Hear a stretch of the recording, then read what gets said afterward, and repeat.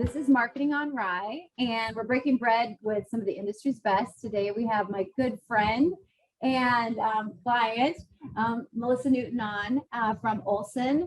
And Melissa is the Executive Vice President of Talent and organization. Wait, sorry, Melissa. I'm sorry. Executive Vice President of Talent and Organizational Goals at Olsson. And that is an awesome title, and I want to learn more about that. But before we get there, I wanted to ask, where did you get lunch from today? So I had lunch delivered by you from and one of the things that you had asked me is what's one of my favorite memories for lunch. And I had to think long and hard about a sandwich. So I was thinking about, I have a sandwich from Panera, the turkey avocado bacon. And the bacon in particular reminded me of a lot of the dinners that I spent with my grandparents. Oh. And they ate bacon all the time. They believed in it. They lived until they were 96. But one of the things I learned most from my grandparents was my grandma was an extremely kind and compassionate individual. And my grandpa talked a lot about business and how to run a successful business. And I think those two things have really helped me in my career with Olsson, because those are things that are strong values of Olsson. So, and I also learned that every sandwich is better with bacon. So, isn't that the truth? Yes. And isn't it amazing the impact that our grandparents can have on our future? And probably never in a million years did you think all that time, eating bacon together could really positively impact your career. And I've been lucky enough to get to work with you. You are kind and you are sophisticated, and that's amazing, from kind of how you tied that to the sandwich. So thank you for doing it. Yeah. One of the things that you and I have talked about over the years is kind of understanding the importance in your culture and kind of where all that starts. And one of the things that I want to talk to you about is, how do you think about employees? Do you think about them as customers? And how have you gone about trying to kind of understand what their needs are so that, well, I'll let you answer that question. How do you think about employees as customers, and how does what you know about them, make a difference for the business? So I started here almost 30 years ago, and we were 70 people, and now we're nearing 1,700 people. And one of the things when we were looking forward to our Vision 2024 at the time, we talked a lot about was our employees kind of being the center of everything that we do. And we met our goals early for Vision 2024, and we recently just rolled out our vision for 2030. And when we rolled that out last year to our employees, the number one thing that we heard from employees was, we don't want to lose our culture. So in the next 9 years, we plan to double our employees, and that culture is very important to us. And so we're very intentional about the things that we do. And our number one tenet is our employees first and foremost. And we are very intentional about the types of employees that we hire that fit our values and the culture and the things that we really believe in. And we hire people that deliver phenomenal service to our clients. And that's extremely important to us. The other things that we heard about our culture that are also important is the ability to make decisions. So we give our employees a lot of autonomy to make decisions in the best interests of our clients. That's something that they value greatly. They don't have to go through a lot of hierarchy. Even though we're 1,700 people, they have the autonomy to do their jobs really well. We also have employees that are highly competitive, and they like to be successful, and they like to work for a successful company. And for us, we hold people accountable. We expect to deliver strong performance. We expect to connect with our clients. We expect to deliver responsive, timely service. And so those are things that are really important to us. The other thing, I was at a young professionals group with about 50 of our young professionals last week and talking just about our Vision 2030. And I asked them, because I'm always curious, what do employees like? And that's one of the things we really try to be thoughtful about, is asking our employees what is meaningful to them. So I asked them that question, which attracted me to Olsson. And they talked a lot about our team environment. And we have business units throughout Olsson that can be anywhere from 10 to 50 individuals on a team. And the reason they love that so much is that they are connected. They have strong relationships with those employees, and they get to make their own decisions. So they decide who they're going to hire, they decide what clients they're going to serve, they decide what projects they're going to work on. So they have a lot of autonomy in that, and that really, they find value in that. And so those are the things as we continue to move forward, is just really being thoughtful about what motivates, what drives our people, and how can we continue to reinforce that. We have incredibly smart people. We have incredibly kind and compassionate people. And I just firmly believe when you give them the autonomy to do their job as well, they will deliver amazing work. And they've shown they can do that time and time again. So it's one of the reasons I love working here. Well, I mean, it's one of the reasons I love Olsson, frankly, because when we worked together, I did know I did know the tenants within your business, and the first one is all about the employees, and that's not what we find in every case when we go in and help clients kind of figure out their messaging or their positioning or their branding. And we were lucky enough to get to go a little deeper into kind of that brand positioning with you, and we actually got to ask your employees, what mattered to them and how they saw that alignment, and it was very evident in the data that you guys have an amazing culture, and that it is rooted in your employee first mindset, and really allowing them that autonomy, so that they can run the business the way they feel is best, and how that ladders back to the organization is success. I mean, you guys have had massive growth, massive success. Can you talk a little bit about any of the hurdles that have come with that, and again, maybe just how you navigate that with employees? And it sounds, you answered a lot of those questions already, but just if anything comes to mind on that. Yeah, with the pandemic, the last 2 years, that was definitely a new experience for everybody, including employees in our profession. And so we've got employees that sit nationally throughout the entire United States. And one day we sent everybody home. And that was difficult because a lot of the work that we do, people are brainstorming, they're trying to figure out how to work on projects together. And that was they only knew working in the office next to each other. One of the amazing things about our employees is just how flexible and nimble they became. One of the things I love working about with you, Marianne, is this research. Everything you do is based on research. Qualitative, asking our employees what's important to them, what we can do better, what's working well, what's not working well. And so we asked them in the pandemic, what are the things that are going well? What can we do better? How can we help you? And we spent a lot of time, many hours, just talking to them about that. Flexibility was key. We sent people home, they had families. How do you manage work and manage kids that you're also trying to teach at school? Gave them tools. We upgraded our IT infrastructure system so that they could do their work a lot more quickly. We did some creative things, and we had people teach art classes for their kids so that they were entertained for a while, so the employees could have a break. We heard from some employees that didn't have spouses or partners, and they were lonely. So we created social events and social talks virtually where we could connect with people across the firm. Some individuals lost their jobs, had spouses that lost their jobs. And so we gave them profit sharing to help them through that. And so I think we were intentional about creating buzz, but one of the cool things about all of that is people talked about our culture being stronger internally and externally. And it's all firmly because we just listened to what employees needed and we gave that to them.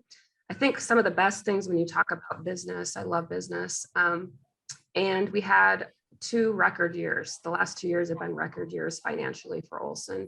So it was probably one of the most challenging times in my history of being here, but also one of the most rewarding times. We grew nearly 20%, and we were almost 20% profitable. So, and our clients have just been super astounded by the work that we're delivering. So that's incredibly meaningful. I mean, I know I've told you this before, but I had heard in my 20 years doing brand strategies, I'd heard from lots of clients that said, our employees really, matter. They're sort of the bedrock of our organization. But it really wasn't until meeting you guys at Olsson that it rang completely true. There were no kinks in the armor on that statement. And sometimes when we do research, we find those little holes or areas that can be filled. And so I still, to this day, I use you guys as kind of the gold master. So, I mean, and that's a lot of that starts with you, Melissa. And so it's so nice that it can be that simple. That if you just take care of your customer, which is your employee, your primary customer, they'll take care of their customer, which are your other customers, and things usually work. And so sometimes it's like, wow, we overcomplicate things, don't we? But I think you guys have really figured it out. And so, again, I mean, congratulations. The 20% growth and 20% profits, pretty outstanding. So yeah. And to have happy employees that are, thriving in a pandemic world is pretty. Yeah. Recently just looked at our engagement. We do qualitative and quantitative research just on our engagement, and that it was incredible that our employees were way more engaged in a year where it was the most challenging for them. And it's just it's fantastic to see that.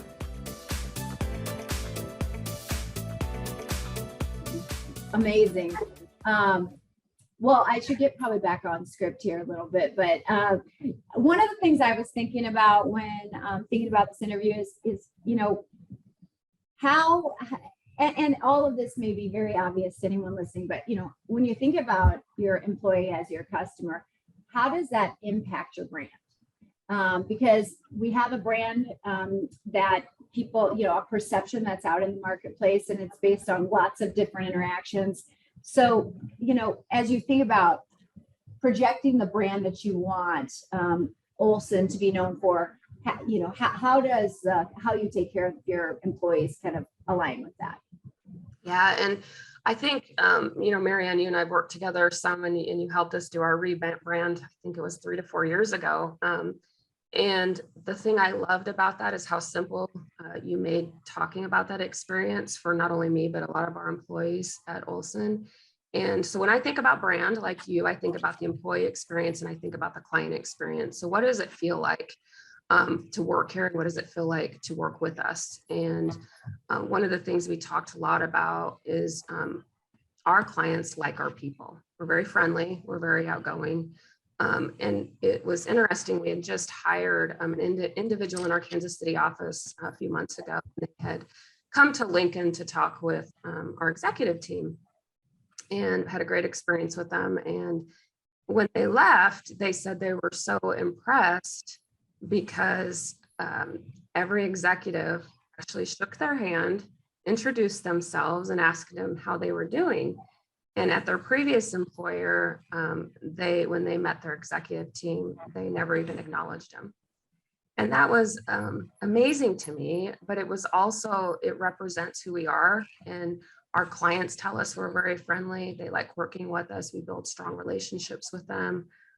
We're also very smart. We have excellent people that are very smart, that know how to do really, really solid work, and they do it for the right reasons. So that experience, that was very meaningful to me, because that's something I think I take sometimes for granted. I think it's also evident in the repeat work that we get.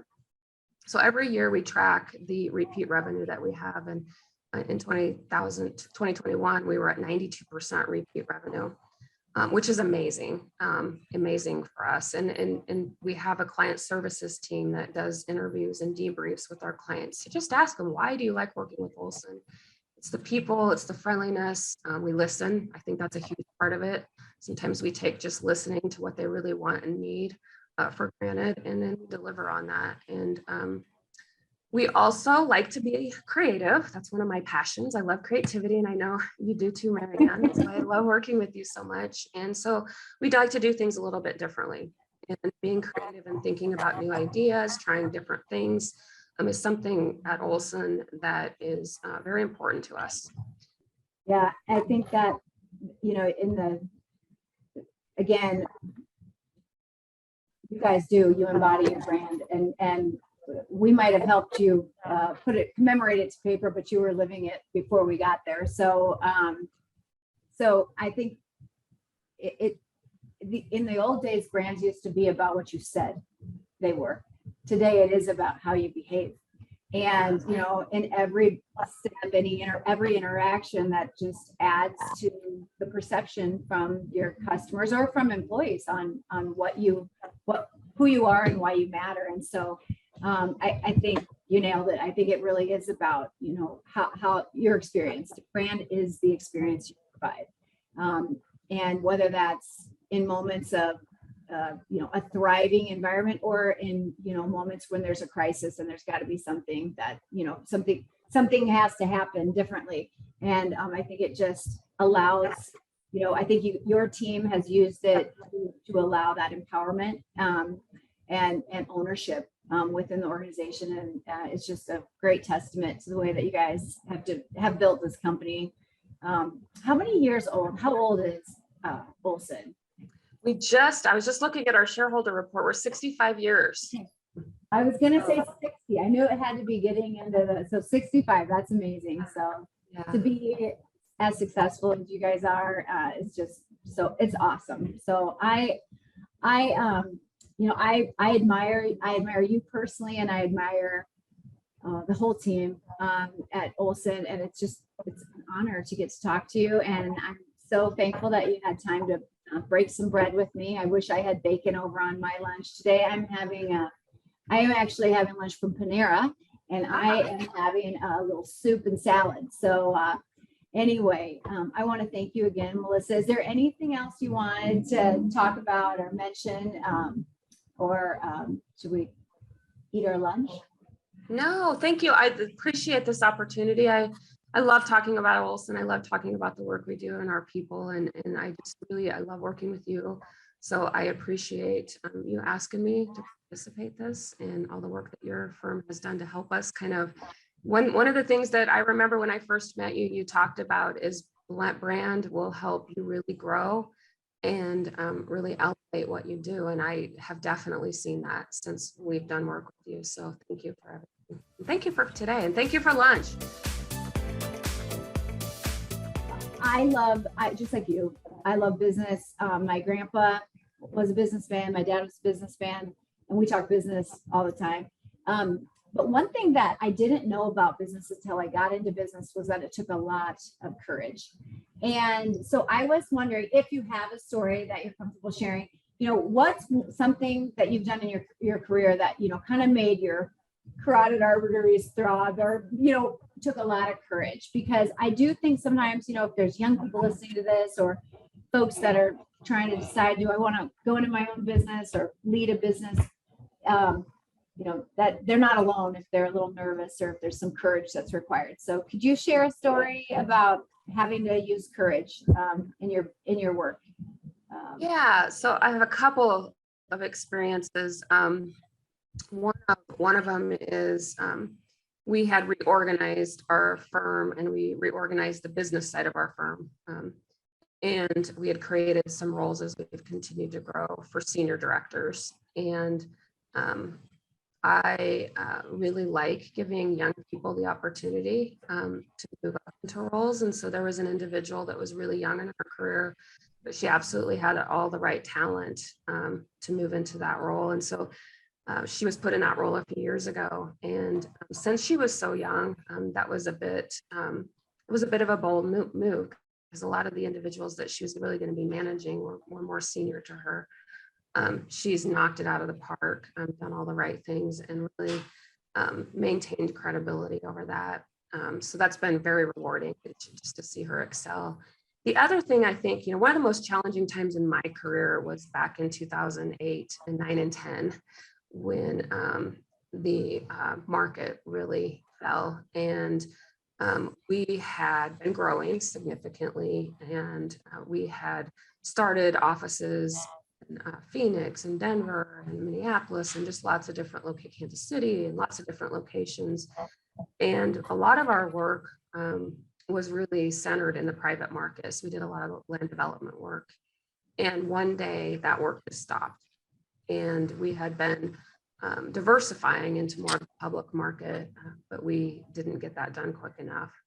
And so that really took a lot of courage to continue to really grow, because we didn't want to stop hiring great talent, but we also had to right size some areas, and we had some offices that didn't have work. And so that was a very challenging time for me personally and for our organization to have to make some of those moves. And, you know, we spent a lot of time just making sure we were transparent with employees about where our business was and what that looked like. And it worked out well, but those are difficult things as leaders that you're sometimes faced with. So that was a very, very, very challenging time in my career, and Olsson as a whole. That was probably one of our most challenging times. Yeah, and I mean, to think back on that time, I was in business during that time too, and to see where you guys have come, and you know, sometimes it does just require bravery. You know, you got to use your brains and your instincts and your experience, but also the bravery to sort of get through those challenges so that you can, you know, emerge on the other side with a lot more wisdom. So, Melissa, thank you so much for talking with us. If you wouldn't mind, could you just give us your URL address in case folks that are listening would like to check out Olsson? Such a great place to work and be a part of. You might get a few recruits. Awesome. It'd be great. All right. So what's your URL address? It's www.olsson.com. All right. Well, and we simplified that when we rebranded too, so that's easy to remember. And that was a brave moment too. So it was a very brave moment. Yeah, and I mean, I think even just hiring and advertising your brand strategy firm for an engineering firm, that's kind of brave too. So yeah, you're full of courage, and again, I'm so thankful we've met, and I'm grateful for our friendship, and I'm really proud to be associated in any way with Olsson. So thank you, Melissa. Thank you so much.